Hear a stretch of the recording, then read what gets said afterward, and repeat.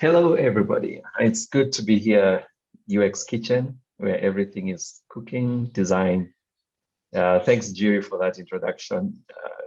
I would have said the same thing. We were in a project together, and yeah, it was awesome to interact in, firsthand on a project and get to know what each one of us does. So yeah, I'm glad to be here in the UX Kitchen. I think it's my first actually UX kitchen, but I've seen from the recordings from the previous sessions. I'll Yeah. stop you there. I'll stop you Okay. for a minute. I forgot to say Yeah. where you are. So I'm not sure Okay. I've done your introduction justice. So could you just Okay. Yeah. do a whole Yeah, sure. bio? Well, the bio Sorry. is on LinkedIn, so I think I'll skip that. But I currently work at Microsoft. Okay. But over the years, I've worked for different agencies. I've started my own farm and did a bit of development and design. But my passion is in design. Just seeing how everything is being pieced together before it is developed. So yeah, and I enjoy working with teams, because when you're with the UXers, researchers, and the developers in the same team, you kind of enjoy the journey, kind of watching the thing grow from A to Z. So it's that has been my journey, and I'm glad to be here. And I am sure we'll learn a lot from each other. It's always two-sided. So I'm going to present my screen. Yeah, I hope you can all see my screen.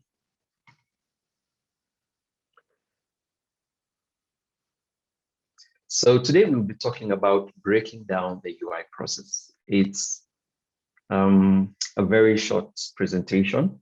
I'd wish that if it was a live session, we would actually do the real design, but well, probably another time. So let's get started. What is user interface design? So in my own understanding, it's two ways. It's the process and it's the product. The process is what you do as a designer to make sure the interface looks good, and you focus on the looks, you focus on the aesthetics, the styling. So from the moment you draw your first wireframe to the last time, from the last mouse drawing that you do, that's the UI design process.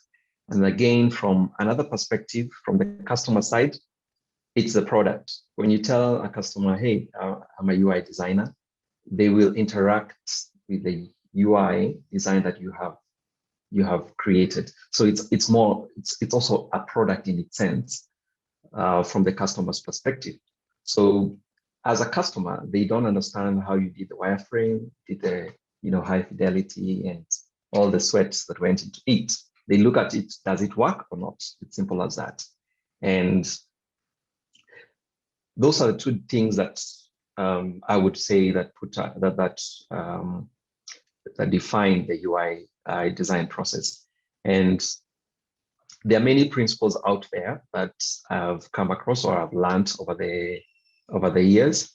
And one of them that stems out from HCI, which is human computer interaction, is UCD, user-centered design. So as you continue learning, as I continue learning UI design, you always get things that have been laid out as patterns, and it's always good to follow one or two patterns that can help you know exactly what you're doing. And user-centered is one of them. So by definition, it's an iterative design process in which you, as a designer, and the stakeholders, the users, they focus on the user and their needs in each phase of the design. So it is a very customer engaging process. And like it's a definition by Interaction Design Foundation. And the way they look at it is that all humans, when you're designing for human, HCI, you're designing for humans. But it's not that all humans will actually use your application. So it's always good to narrow down to a subset of who are my real users, who are the people that will be interacting with my application that I'm designing. So I will quickly brush through this boring stuff, the principles. There are 4 steps that you can follow in the UCD. One is the understanding the context. And again, that's where the UX has really come in to help you understand the context, because they have done a lot of research. They have done probably wireframes, the journey, customer journey maps. They have done all the analytical stuff for you. So you need to understand that process, the context of it, before you understand who the user is. So the persona, what type of a person they are, how will they interact with with the solution. And then in step 3, you start designing the solution with that understanding. And then finally, you evaluate what you have designed against their requirements. So it's a cycle. So it will always find that if you didn't meet the requirements, then you go back and look at the context, see whether you missed something, and you go back to user requirements.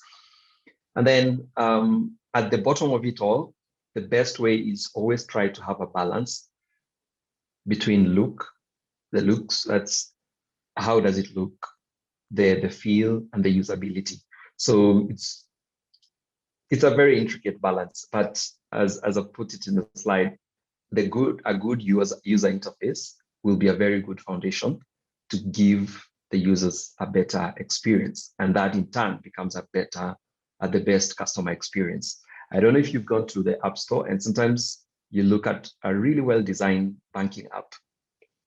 I'm not going to mention anyone, but you find that they have a good UI, yes, but the experience that the customers have, either by logging in issues and stuff like that, kind of creates a bad customer experience. So they need to fix the usability bits. So they need to fix the functionality to make sure that all the other bits and pieces, they form, they actually fall in place.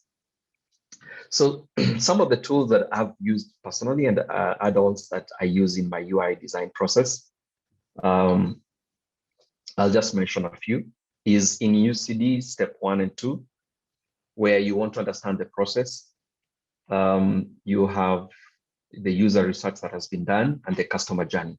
So in a team, you'll probably be given this stuff by the UXer, but in some cases, you might be the UI and the UX. So you need to know what are the tools that you can use out there. Like Flowmap is, I think, the best tool I have used, which allows me to create flowcharts and sitemaps and share this with the user, with the customer rather, and get feedback even before you actually go to the design step.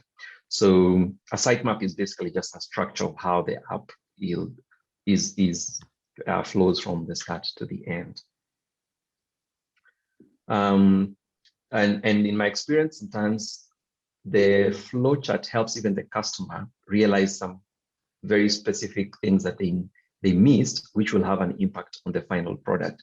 So it's always good to have sessions with them, and in the initial stage, what we call a design sprint, you can even involve the customer, have a session with them that you can actually walk through the entire process and say, fine, this is it. This is the entire journey. So I'll go into doing the low fidelity and the high fidelity mockups. So for the user interface, depending on where the customer is, probably sometimes they don't even have a brand guide.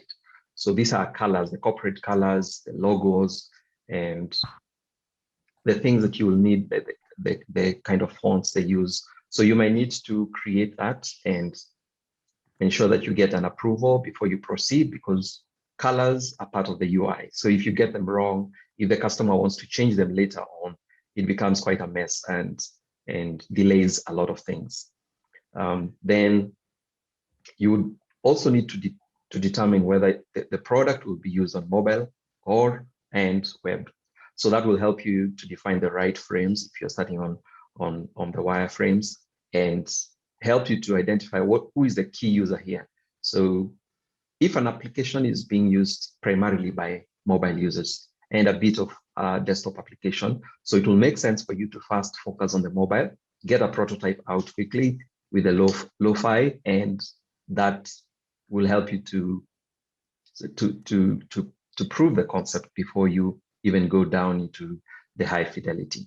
So these are some of the tools that you can use. You can use Sketch, Figma, XD, but there are many other tools. You can use MS Paint. For those who doubt it, just Google how you can do UI UX with MS Paint. But the only thing that you'll miss with MS Paint is there will be no collaboration and no export feature. So I guess you would probably use some of those mainstream ones to kind of help you to collaborate with your other designers and also share the designs with the customer. Joel, which one do you use? I use Figma, but I've been a Sketch fan for a long time. So I still have that love for Sketch, but Figma has really brought in some very new features, and they're making work easier, especially when you're working with other designers, the collaboration. Even their prototyping has really matured over the ages. XD is also very good with prototypes, especially for mobile. They have some very smooth transitions. So I've played with the three, and it's not usually very difficult to transition between the three. The other good thing about Sketch is, as of date, I don't know what will happen in future, but you can export from Sketch to Figma, Sketch to XD, and I think to other tools as well. So I kind of used to use that as my base, so that in case I go into a project where I need to export to Figma to collaborate with other people, it will be easy to not, you will just fix a few things.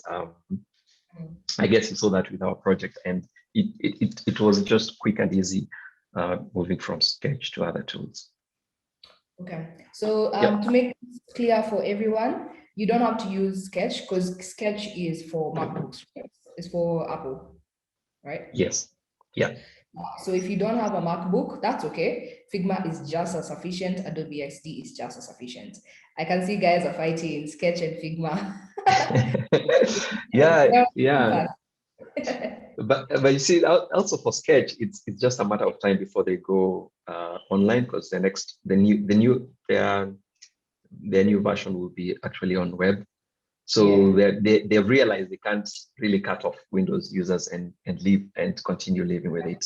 So yeah, I guess Figma, XD. I saw recently XD allowed that for Kenya, Nigeria to allow users from these regions to be able to buy only XD, because it's pretty expensive if you are thinking of buying the whole Adobe suite just to get the XD. So yeah, these companies are actually realizing they need to adjust their models to make sure that they have a wider net, getting all designers on board. Yeah. Okay. Right. But bottom line, you can use any tool that you're comfortable. I've seen illustrators, designers using Illustrator as well. So whatever works for you and your team, I think that's usually the bottom line. Yeah. And then finally, the evaluation and refining the product, the design. So there are two things. Let me go back one step. After I've done the lo-fi and high fidelity, I always like doing a prototype early on before you go into making some very high fidelity or the final product design. The reason being that you want to check with the customer whether you have really got you have understood their context and their user requirements.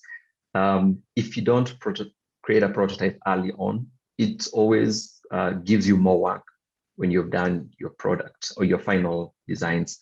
So 2 prototypes, I always would do one in lo-fi and another one in the final design. So this one helps. Now the final prototype will help the customer to look at their brand on the product and see how everything is blending in, because with color, you're able to visualize things like this button is popping out more and this text is readable because of the color that it has used, the right contrast and stuff like that.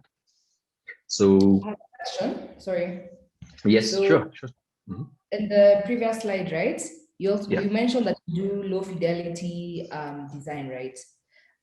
How long does that take you? And do you just do paper and pen, or do you still do it on the design tool of choice? So let's say Sketch. Also, what is the point of low fidelity designs? Could you maybe explain to the community what's the point of starting with low fidelity before you can move to high fidelity? Okay, yeah, good question. So with low fidelity, the reason of going on lo-fi, and okay, let me start by what I do. I usually use pen and pencil, pencil and paper rather, to ideate fast, because you have an idea of what you want to build. So it's usually easy just to take a pen and a paper and do the screens. At times I have to screenshot them to send them to the customer, but you can use tools online. There are certain UI kits like wireframing UI kits that can help you also do the same thing quite fast online. So don't create all the boxes, all the the screens. You can use tools to do that. And the reason for that is you want to come up with a concept fast before you go into the design. You want to put the user requirements or the user stories into something that is you're doing a translation of the user stories into something design-like. So it's a bridge for you as a designer to visualize the requirements. And at times, sometimes the UXer will actually provide these ones because they have done the research, they have tested different things. So they have to come up with the wireframes for them to prove their concept, to prove their research. So yeah, that's what I would say. Okay, so I can see a question from Grassig Designs. I hope I pronounced that right. It's expand more about lo-fi and hi-fi more. So from what Joel just explained, I guess lo-fi, the output is wireframes basically. And then hi-fi is mockups and a prototype, right? Yeah. Yes. So yeah, for lo-fi, they're just boxes. Let's say, for instance, if you were to draw, let me just see whether I can use the pencil draw tool here. Okay.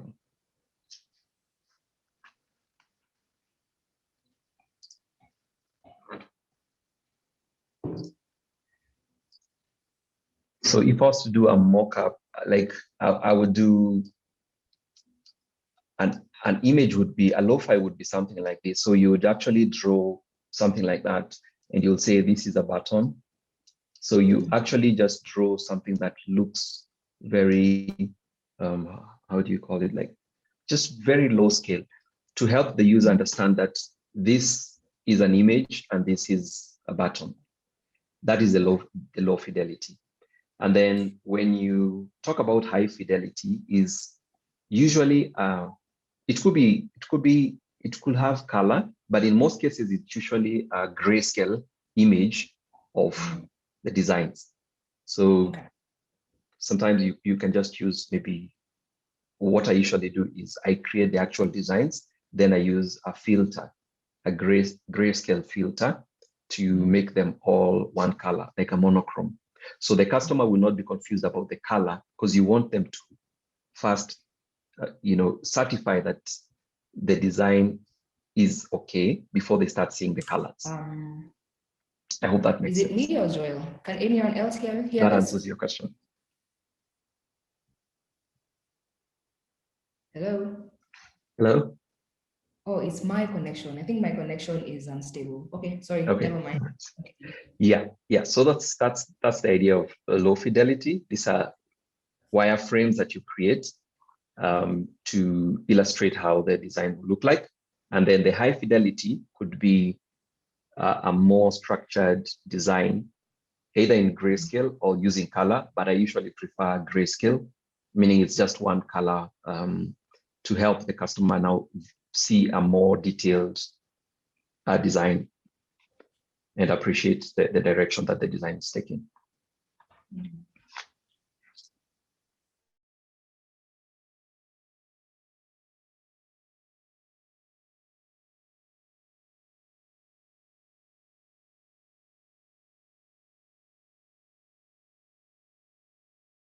evaluated the requirements, gather in the feedback from the customer and go back to the design, see what you can add. And the tools that I usually use, again, you can use Figma, you can use Sketch for prototyping and XD, but there are other mainstream, like they are solely focused on prototyping. These are prototype.io, there is Framer. InVision is also really good with that prototyping. I remember there's a project we were doing and we were really struggling with Figma to visualize, to create that prototype the way we'd want it to be propagated. Then, yeah, we did it with InVision and we were able to, excuse me, we were able to get the prototype functioning the way you want, because you want to get the best when you're going to use a testing with a prototype. You want to ensure as close as possible to how the prototype or the design will be working. And then there is Overflow. Overflow is actually a very good tool to do high fidelity user flow. So what that means is, instead of, you remember we mentioned one of the steps that you do have in the first and second stage is creating a flowchart or a sitemap. So with Overflow, what it does is you create the designs, something like this, and then now you link them up. So the customer will be able to visualize how everything is fitting up together just by looking at the screens and what to do next. So you actually doing the flowcharts way later on. That is sometimes when you don't have budget or you have tough deadlines, you can always use tools like that to give the customers a concept of how the information is flowing from the start to the finish. Okay. Great. So what are some of the best design practices? Whenever you're having a design team, it's always good to build a design system. Reason because that will speed up the process of reuse of components. Most companies have, like most, the big tech firms, they have design systems that have been built and continue evolving with time. And this helps the designers to actually create the products faster, because you just pick a component, place it, change the color, and everything is so smooth whenever you're using a design system. However, sometimes you find that you may be on a tight budget, so there's no time to create a design system. So in those cases, what I usually do is, whenever you start, let's say, creating the login screen, so the login screen probably will have 2 inputs and 1 button. So I will create the input field as a component, meaning that I can just drag it and put it on the login screen or duplicate it. And whenever you want to change the properties of the component, it makes it easier rather than having different elements that you have to change in case the customer says, hey, I don't like the rounded borders on the input field. Same thing to the button. So you'll have different buttons. You'll have a primary, maybe a secondary button. So once you get to a certain screen that requires components, make sure you create those. And that kind of speeds up the process. But the most ideal way is start by creating a design system. And because there are certain components you'll always have, the buttons, there's input fields, probably toggles, checkboxes. So you can create those ones as you go by, and that makes life very much easier. Then also know the user device, because when you're creating the design system, you want to know, is it an iOS? When you're creating a toggle for iOS vis-a-vis Android, they will be 2 different. So you have to make sure you understand the user device before you start, creating the design system. And then also the colors, know how many colors are on the brand guide and which ones you can use. Not all colors can be used for especially buttons. So if you have a yellow button or red button, sometimes as much as it's the brand color, it could mean something else totally different. It could mean danger. It could mean stop. Like I can see Zoom uses that red, bright color. So if that was their brand, they would still not use it on any other button. But there are those conventional colors that are used across the board for everyone. So yeah, be mindful of that. And then also use as much as possible the features that come with these tools like Figma, Sketch. They all have auto layouts, even XD. Figma has variants. I don't know. It's been a while since I opened Sketch, so I don't know if they have variants, but basically auto layouts, what it means is when you're creating, let's say, a grid which has 4 boxes. So rather than creating one box that is 200 px, you can, like all the 4 boxes, if you want to make the spacing even, all you do is create them in a group and set them to auto layout. So what Figma or Sketch does is that they will try and always maintain the spacing between the 4 boxes in the grid, right? So it makes it very easy to, if you want to add another box, then it will make sure that the 5 boxes all have the same space in between. And the same thing goes for vertical, horizontal boxes and any other thing that, works with auto layout. And yeah, and the other thing is overrides. So overrides are after you've created the components, there are certain elements you can change, like the text. So if you're creating a component called input text, then you put a lorem ipsum on the label. When you create that, when you add that component onto your design, you can actually change the lorem ipsum to first name. So it's an override. So, but it doesn't change the original component. You can still go back to the component and change the properties of that label. Okay, before we move on to the next slide, there's 2 questions. Hold on. So I'll start with the latest one. It says, please explain a bit more on design systems. I am going to assume that meant what else goes into a design system. So maybe we could start there. Okay. Right.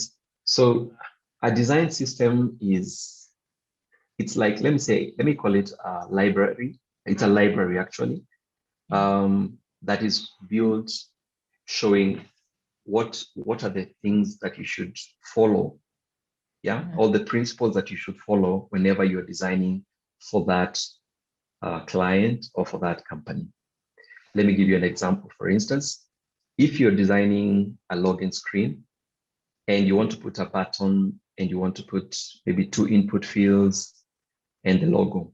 So the design system will come and say, hey, if you're putting an input box, the input box needs to be of radius 4px.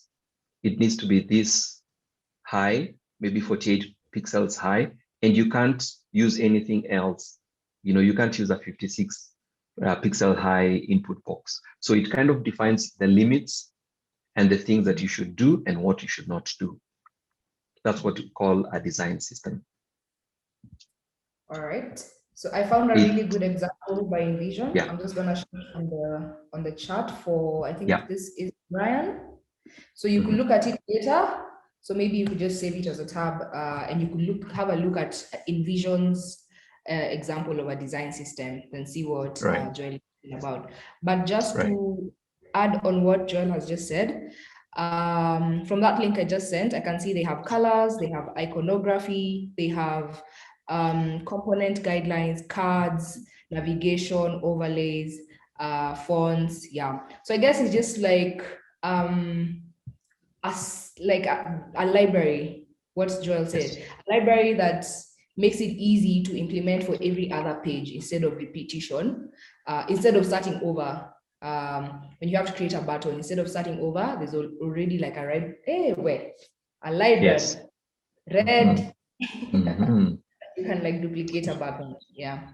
All right. So the next question before we go on was from, let's see, John Moirore. He says, does the UX research team provide the customer journey information to the UI designer? Is the UI designer involved in the research phase as well? Joel? Right. So the UXers, may or may not. It really depends on, it ranges from company to company, I would say. But in most cases, they should give you the customer journey because they have done the research and they are the ones who've really interacted with the user. My opinion is that the UI also needs to be part of that process, because it's like, I don't know what you call that telephone game where you tell somebody something and then it goes. So the more it's being told, the more legit it is. So it's good. You may not be the UXer who goes to do the research down in the field, but at least be there in their meetings to understand exactly, okay, yesterday we did this research, we did this competitive analysis. So we understand, you are actually understanding what the process of the UX researcher is all throughout. So by the time you're being handed over all the stuff, the flowcharts and the customer journey, they're not really something that you've not had for the fun, you've not had. So it's always good to be part of those meetings. Okay. Yeah. All right. So sorry. Go on. Oh, okay. So I can see on this screen we have Fluent Design System. Do you mind explaining to guys what Fluent Design System is, and why you've presented it instead of any other design system? Okay, so I think it's a bit of small marketing here. Well, I've been digging into the Fluent Design System, which is Microsoft's design system. So it has the web, the Windows, iOS, Android. So on all those platforms, there are certain standards that we have said in terms of the colors to use, the things that you should do and not do. So it's well, I wouldn't say that it's the best out there, but actually it's a good system to look at also. Look at also Dropbox. I think theirs is called Pajamas. So different companies have their own design systems and they keep on evolving. You'll find that they have even versioning systems so that you can know this is the latest version or this is the previous version. And anyone who's building a software, maybe for Microsoft, they would be required to use a Fluent design system to make sure that everyone has the same experience. So it's kind of an ecosystem as you would read. So please read more about it and check it out. Okay, I'll be sure to drop a link in the chat. Yeah. Cool. So another one that guys can check out. I also like the Spotify one. Guys can check out how Spotify theirs as well. But the Fluent one is also really good for cross-platform experiences. It's very coherent across different, like for guys who are using different devices. All right, we can go on to the next slide, John. Thank you. Okay. Yeah. So next up, the good UI guidelines. So as we've said, it's always good to know what will be the user's main device, and that will help you to put these guidelines into practice. One is making sure that interface is simple. So for instance, if you're designing for a mobile, there's very limited space as to, the screen estate is small. So make sure it's simple and easily accessible. I've put an image on the right showing how your thumb interacts with a mobile screen. So if you're a left-handed person, you would probably reach the lower left corner of the screen more compared to a right-handed person. I was actually looking at a research that was done in 2015. So this researcher wanted to find out if there's a way a mobile device can detect whether you're holding with the left or the right hand, so that certain actions, like let's say if you've used Gmail on mobile phone, the compose button is usually on the right. However, for people who are left-handed like me, sometimes it's a bit of a stretch, depending on how big your phone is. So you'll find that if there's a way that you can detect I'm holding my phone with my left hand and right hand, and be able to tailor the most frequent actions that the person will be using on the left or the right, it improves the usability of that app. Well, as part of that research, they were suggesting, detecting how you open your phone, but we are in 2021. So people are using their faces to open their phone. So there's no way you will detect how I'm opening, my code, those codes that you type or swipe to open your phone. So there needs to be research in that area and people to design knowing that your product is being used by different types of people who either left-handed, some of them, they're not okay with white screens. So you need to have a dark screen mode, probably an accessibility mode, which can allow all types of people, all people to use your design as with the least resistance as possible. Then something else to think about is high discoverability. That means if you have a home button, it's usually just good to write a label at the bottom because not everyone understands the house as a home, like a dashboard or something like that. You go somewhere else and someone else, if you're doing a research especially across different cultures, you might find different icons mean different things. So a hamburger menu may not necessarily mean a menu. So always put like menu next to the hamburger icon to make sure it's very easy for somebody who's of a different age, of a different culture. They will be able to understand what the app means and the different actions that they need to perform. Then use color with purpose. I've mentioned like if your button, if you have a primary button, the color that you use on that button really will determine a lot of things. For instance, if it's a bright color, normally people use a primary color because that pops out more. So use that to captivate the user's eye so that they know that there's an action that they need to take. So yeah, use color with purpose and then use proper alignments. If it's grids, make sure they are properly aligned and always use notifications whenever possible. I've added an item to a cart.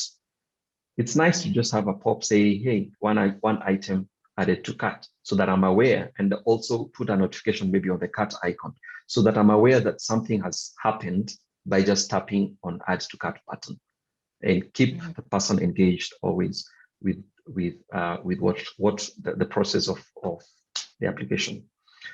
Yeah, and last, but there are many more others, put common actions within reach. That really helps.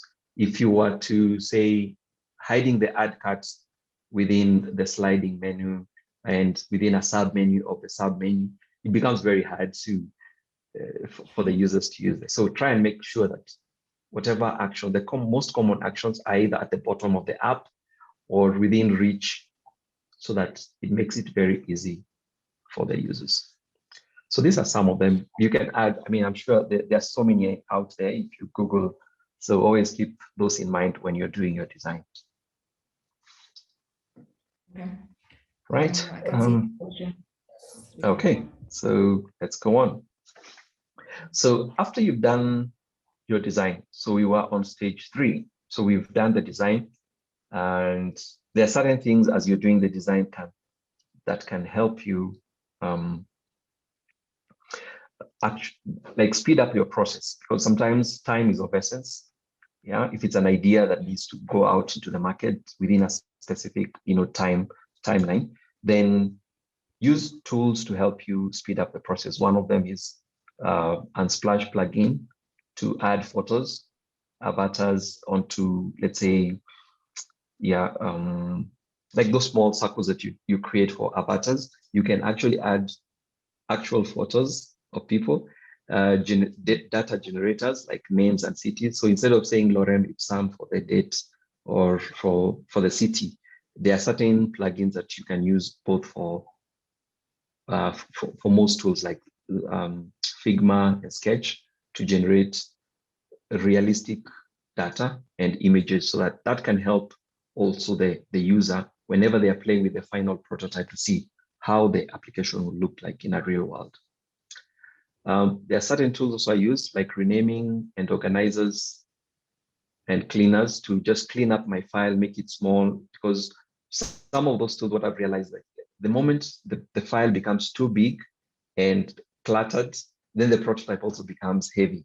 So you find that the customer might even have problems using the prototype, and you don't want them to have a feeling like, oh, I have to wait like 5 minutes before I go to the next screen. So always try and clean up and organize your stuff nicely within your file that you're working with.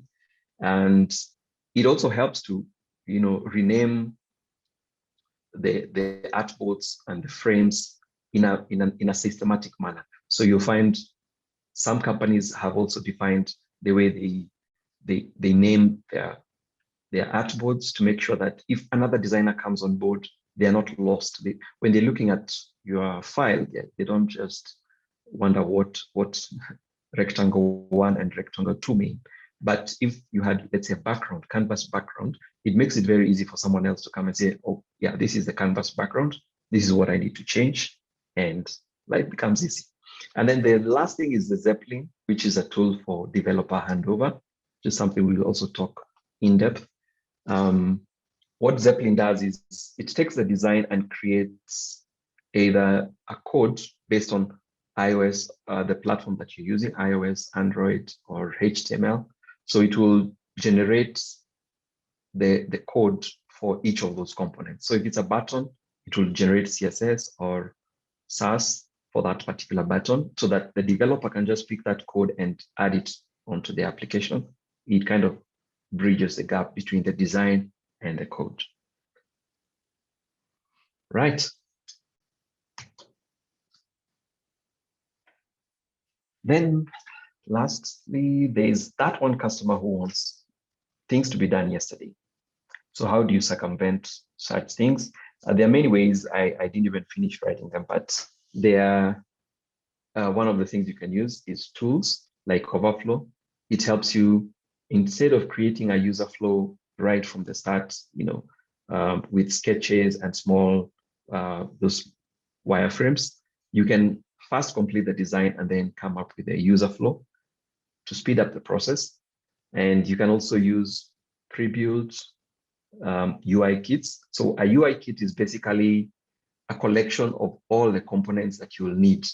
So it has the buttons created for you, the grids, it has the left, a navigation, all types of components that you'll use. And most of them are available either on sale or they are free of charge. There's some which are free to use, maybe for certain components, and then you buy additional components. But you can make use of these to speed up the process of the design process. I've personally used some of them, and they really cut the design process by more than, sometimes even more than half. Right. Then we go to developer handover. I know this is a design session, but I always feel like it's the designer's responsibility to make sure the handover is smooth. Reason because you remember our analogy, you're actually an architect. So you would need to be there to see how the developer is understanding your designs. And if there are any questions, especially for when you work in an agile team, there's always those stand-ups that you talk to the developers and see, hey, did you understand this? And you can even do sessions within the design team and developers to see what you can do as workarounds. There's one time we were doing a project which required a very complex component for drag and drop panels. So we had to sit down with the developers way before we did even the design to see what are the frameworks we can use. So is it a React component that we'll look for, or we just look for a basic JavaScript component that can do that task before we even go into the design process? And then that would mean it will also dictate how you go into design, because you don't want to design something very complex that the developers will also find it hard to actualize. But in any case, it also goes down to how are you working? Are you in an agency where time and material are they're very tight? So if you have all the time in the world, then never feel like you are confined by what the developer is saying, because you're actually designing a tool and you want it to work the way you've designed. So what some of the tools, what the idea that I had is always find out what language the developers are going to use to convert the designs to an actual product. That way, it will help you to know the end from the beginning, and it really helps to make certain decisions as you continue designing, because like in Zeppelin, you can determine what will be the code that will be spit out once you copy your design and you send it to Zeppelin. So you can say, okay, well, it has React, but it doesn't have Vue.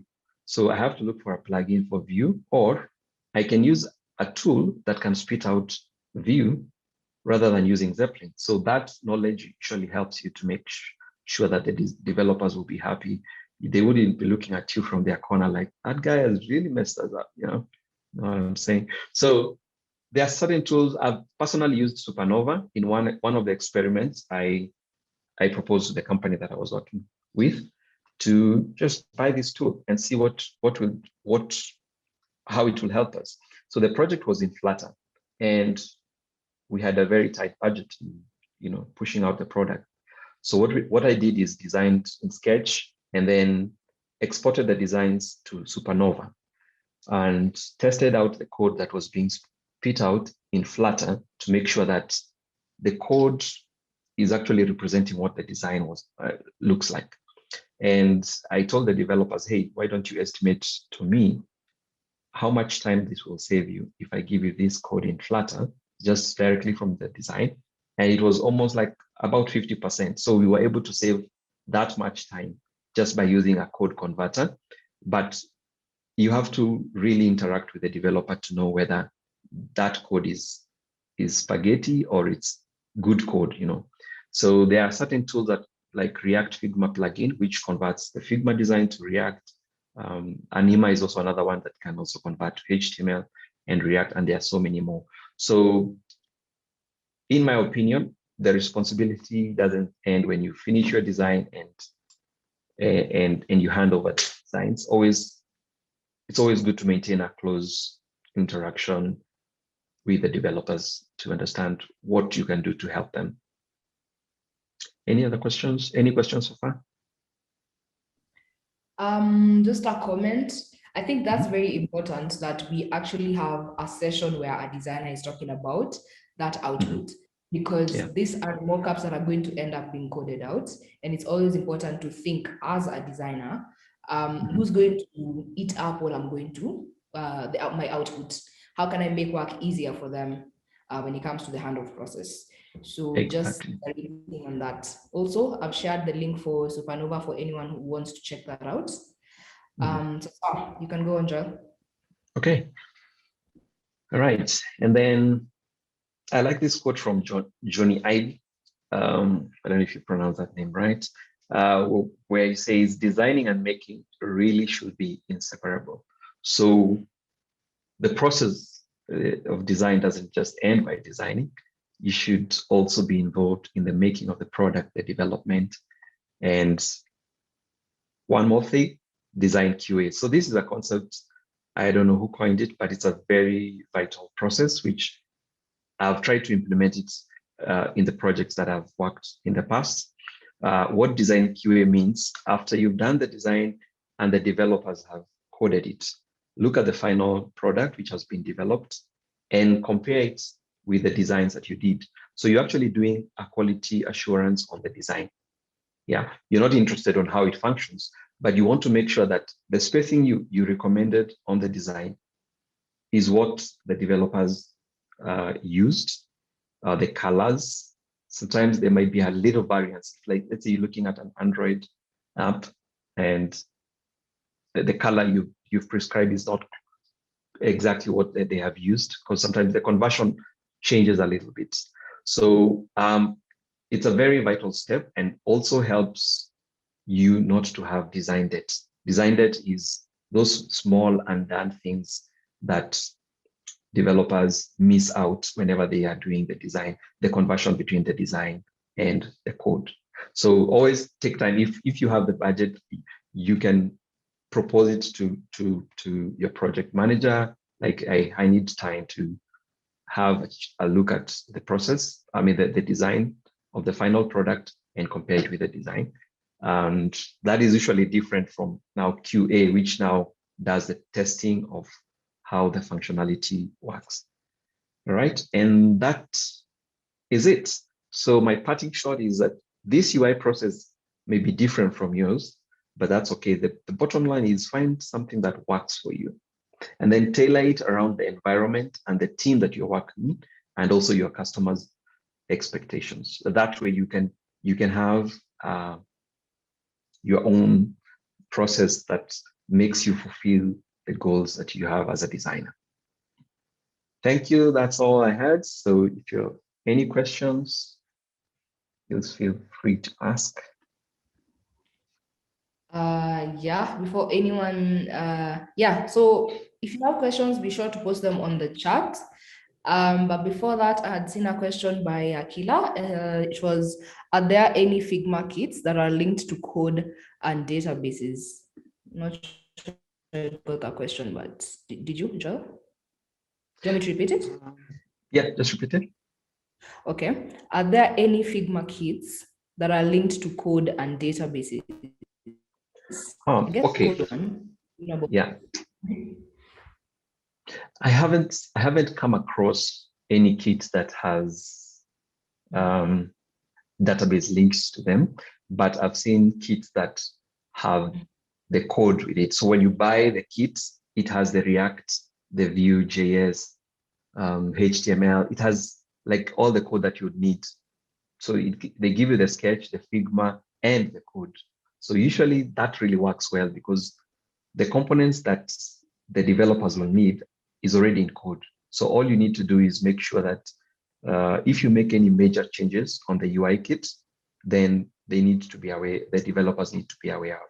However, because the database is a bit tricky because customers' data varies, one to another. So I doubt if there are any kits which has database, but I know there are kits that have code. Yeah. Yeah. Okay.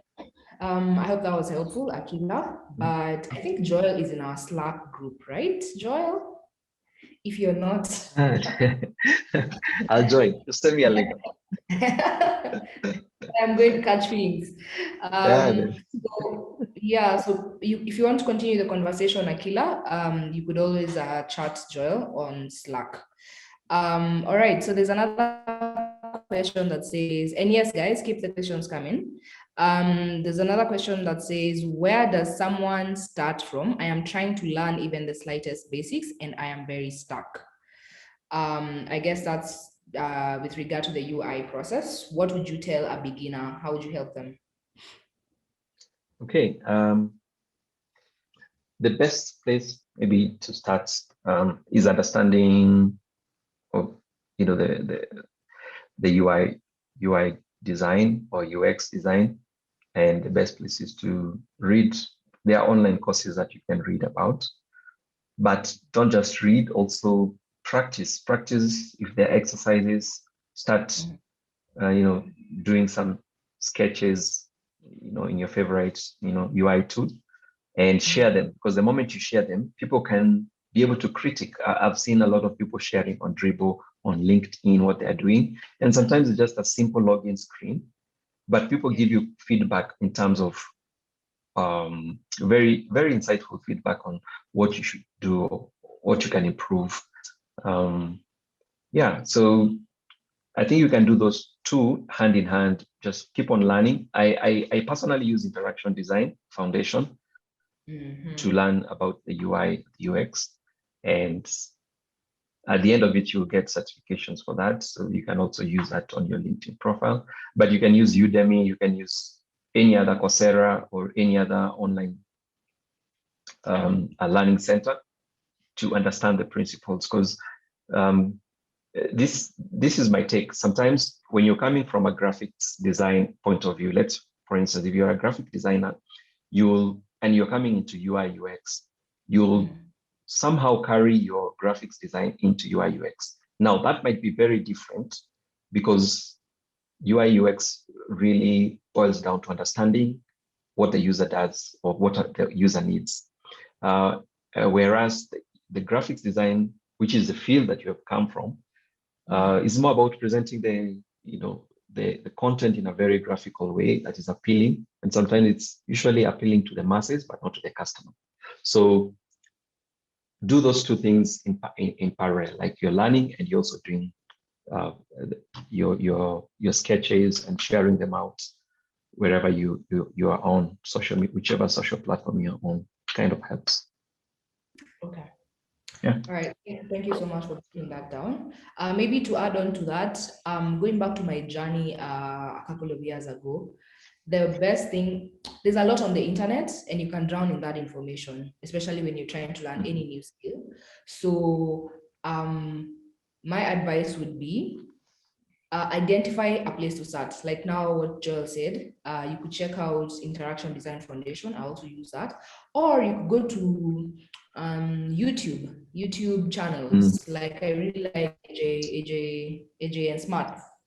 I'll be sure to drop a link before the end of the session. So you go to AJ and Smart, just watch the short videos, have a good idea, pick a place to start and just stick to that for now. And then the second best thing you could do for yourself is jump on a project and then make it an actual project. So like, let's say, I always say, do something that if it was built, it could actually be useful. So for example, in your estate, people are looking for people to, I don't know, vets, that's vet doctors. People are looking for people to provide certain services. How can you create a web platform or a mobile platform where guys in the same area can go and find these resources? This is something very simplistic that solves an actual need. Then do it as a full product design process, and then be sure to share with other designers for critique. So there's this, there's a channel on our Slack that is called Let's Network. You could always share designs and we could critique them. And whenever I have time, I could also like help to mentor. So just heads up. All right. So the next question was from Alex. What would be your advice for someone who is fighting imposter syndrome or hesitation to promote themselves for fear of not being good enough? Wow, that's a good one. I think we at some point we've all felt that. I mean, any person that I know of who's a designer, you always feel like, and especially for me, usually it's at the start of the project. So you're like, okay, am I good enough for this project? Because some of them are really complex. So you are given a whole financial field to do a design, and you've never probably had those financial jargons that they're talking about. So I think personally, the way I would say is that I always go back to what you've done in the past. Now, because I've done several projects, sometimes it helps, but if you've not done any project per se in that field, or you can always go to Dribble. There are a lot of things that you can learn from Behance and Dribble of what people have done. And if they have done it, it gives you the confidence to say, yeah, why can't I just try it? And sometimes even trying to recreate whatever they have done gives you that, confidence that you need to show that you are capable. I mean, everyone feels that. So it's just like public speaking. You can ask the most fluent public speaker, they always feel that stage fright before they go on stage. But the moment you start doing something, you overcome that fear, and you'll be surprised the moment you share what you've done. You're like, okay, that validates that I'm not that bad, and you keep on going. Julie, you can add something. I was actually just about to say there's no need to add anything to that. I was like, wait, that was the same thing I was gonna say. The easiest way to get confidence or something. Oh, guys, let me give you a short story. So it's about driving class. So a few years ago, I did driving class, and the first time I was actually on the road alone in a car. Bruh, I could not sleep. Like the night before, I could not sleep just from anxiety of, oh my God. And the thing is, you actually know how to drive. You just not done it, right? On the highway, especially the highway was my concern. So what I did, I just went to the highway and I trusted that I know what I'm doing because I've done the classes. And then you get on the highway and you start doing it. it actually feels natural because now you're actually doing it. So you've done away the anxiety. So it's the same thing. Just jump on a project and check out also what other people are doing. All right. And also remember that everyone has imposter syndrome, even the good ones, even the people who think they're very good at what they do, everyone has it. And if not imposter syndrome per se, everyone has some doubts. So let it not stop you from pursuing UX. All right. I think guys have shared resources. That's really good. Thank you for everyone who's contributing to the conversation. Maybe the last question. Okay, what's the time? Okay, maybe we can do 2 more questions. Let's see. Ryan asks, how do you learn about the various coding languages without coding knowledge? Do you want to tackle that, Joel? Well, okay, that's a tough one.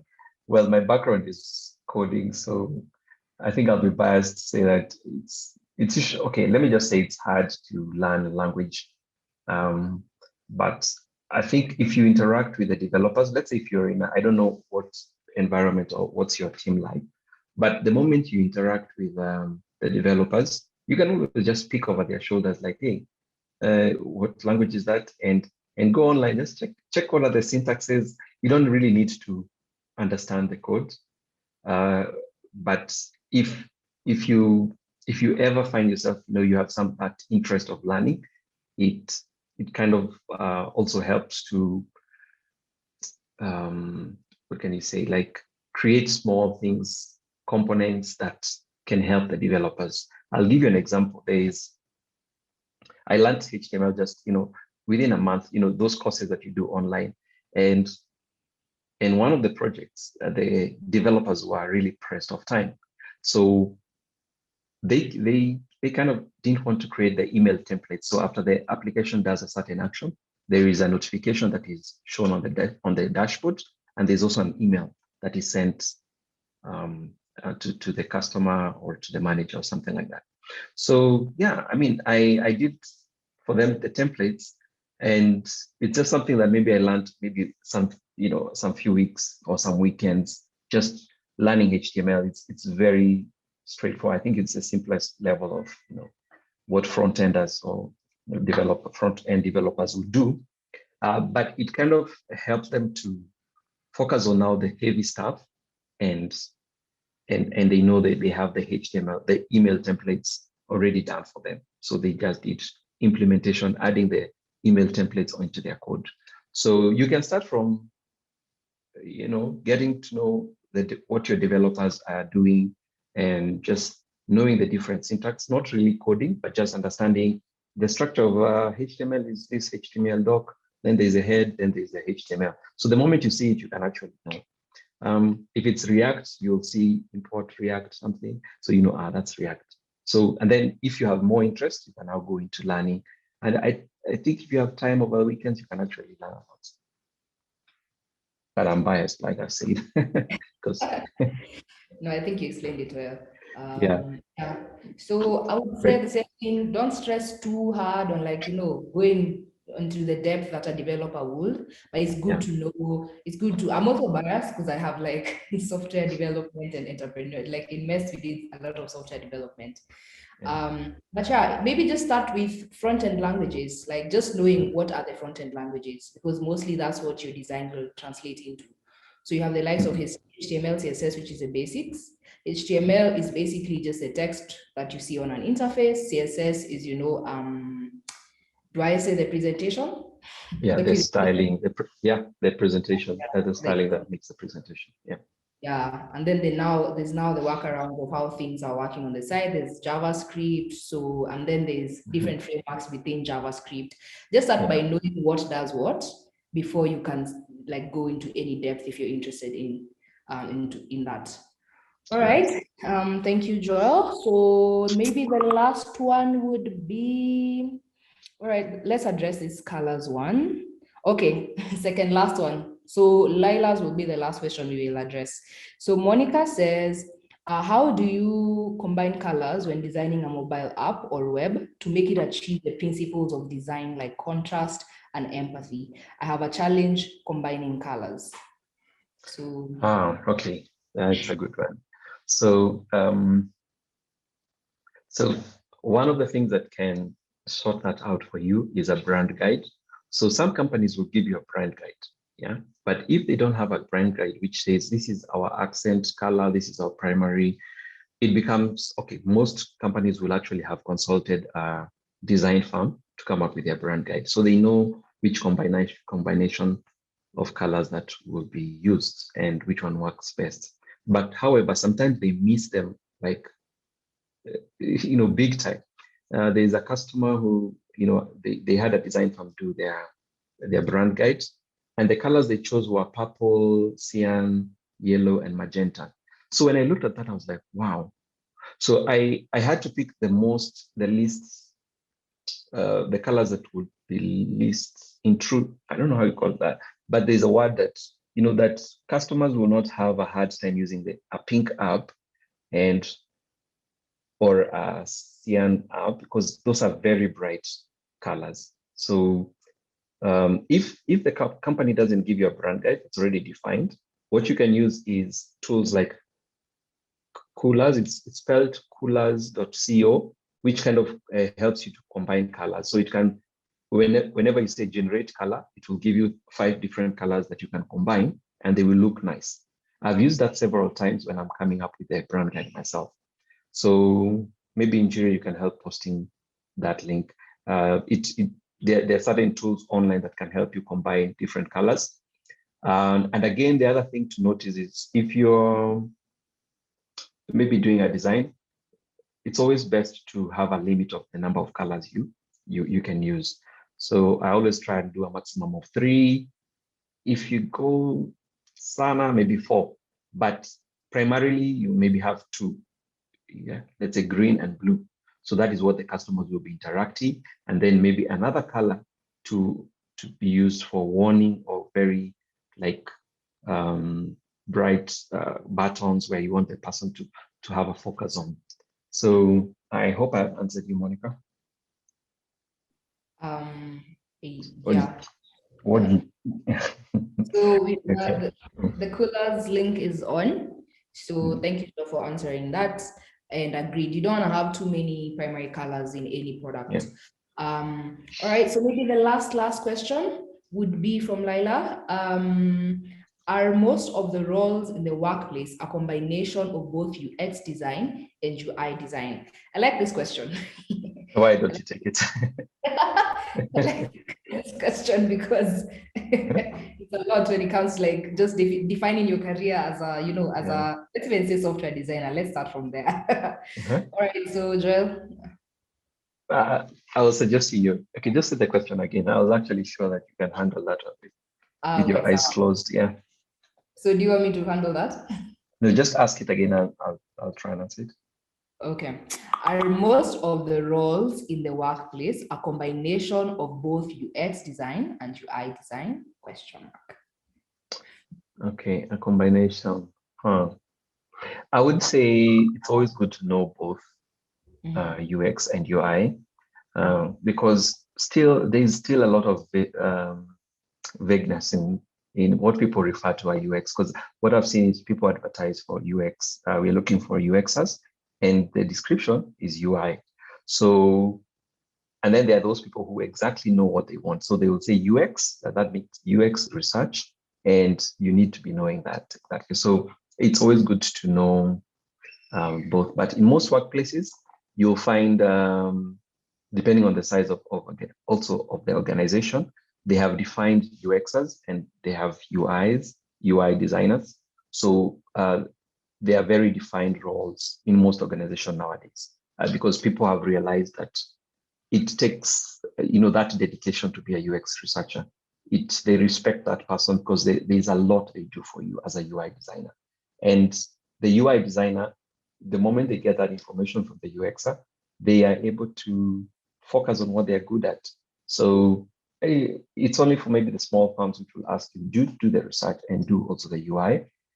So I would say it's always good to have both skills in your wallet. So just in case you find a place where there are not many people and they need you to do both. it's usually a mix, I would say. Yeah, Great. agreed with Joel. And maybe to add to that, it also depends on the company you're applying to. So some companies have enough resources to like have those different roles. So always ask, as Joel said. And then again, if let's say it's just for your career, you're trying to figure out what to focus on, I would say go with your strength, your natural strength. Like as a person, do you like, are you more of a visual person? Like, or are you more of a process person? Maybe you could just start there. Yeah. But yet again, as a product designer, it's very important, even if you choose to focus on one, understand deeply the principles of the other, even if you won't practice it day to day. Yeah. Cool. So I guess that's it.